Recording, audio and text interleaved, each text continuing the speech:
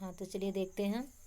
जब इतना बात सुन लेते हैं कि भरत रो रो करके अपनी मनोव्यथा कह रहे हैं कि अब हमारे अंदर कोई इच्छा नहीं रह गई है, जब मेरा घर परिवार ही नष्ट हो गया और अपनी माता के द्वारा ही हमारी हत्या कर दी गई है मानसिक और शारीरिक रूप से, तो मैं और क्या इच्छा कर सकता हूँ। मेरे वजह से आपको इतने कष्ट उठाने पड़ रहे हैं, यानी जंगल में रहकर जीवन यापन कर रहे हैं, तो और मेरी शेष इच्छा क्या रह जाएगी, अर्थात कोई मेरी इच्छा नहीं रह गई।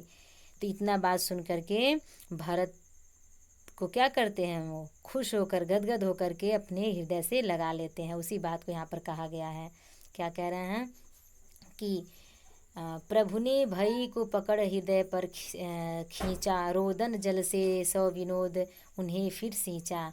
यानी प्रभु श्री राम ने भरत को गदगद यानी खुश होकर के अपने हृदय से लगा लेते हैं। और रोदन का अर्थ होता है रोना, सौ विनोद यानी कि प्रसन्नतापूर्वक, सौ माने विनोद माने प्रसन्नता, सौ यानी सहित यानी प्रसन्नता सहित वह क्या होते हैं, खुश होकर के रोने लगते हैं, मानो उनको भिगो दिए, यानी इतना अश्रु धारा गिरती है कि मानो दोनों लोग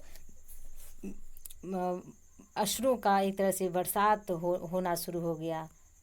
यहाँ उपमा दिया गया है कि अपने सीने से वो लगाएं, यानी हृदय से लगा करके मानो कि उन पर वो आंसुओं का वर्षा कर रहे हैं।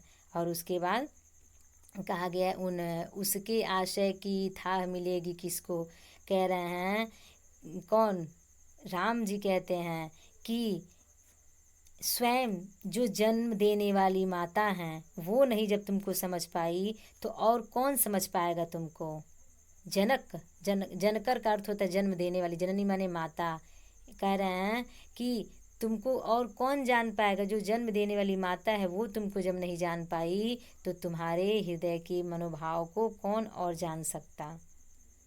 कुल मिलाकर कहने का तात्पर्य ये है, यहाँ पर बताया गया है कि श्री राम उनके मनोभाव को समझ लेते हैं और उसके बाद उनको हृदय से लगा लेते हैं। चलिए आगे बढ़ते हैं।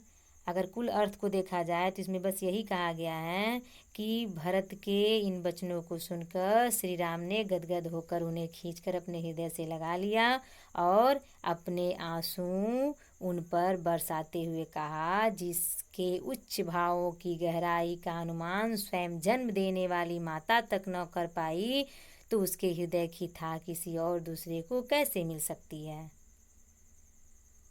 इन पंक्तियों में भातृ हृदय की गहराई को स्पष्ट करने का प्रयास किया गया है। चलिए आगे बढ़ते हैं।